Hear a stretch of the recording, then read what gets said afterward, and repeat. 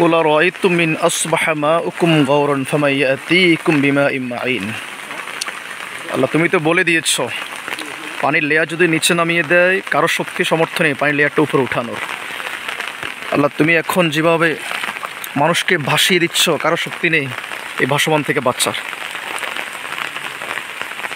আল্লাহ তাআলা নূহ আলাইহিস সালাতু ওয়াস সালামের জাতিকে 40 দিন পর্যন্ত টানা বৃষ্টি দিয়ে ডুবিয়ে রেখেছিল।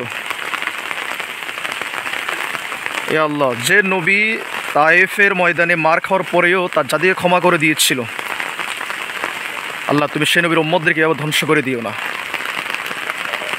রানীরহাট বাজার মেইন রোড আমাদের এলাকা, পুরো বাড়ি রাস্তা কোমর পর্যন্ত পানি চলে আসলো। সকলে দোয়া ছাড়া আর কোনো মাধ্যম নেই বাঁচার।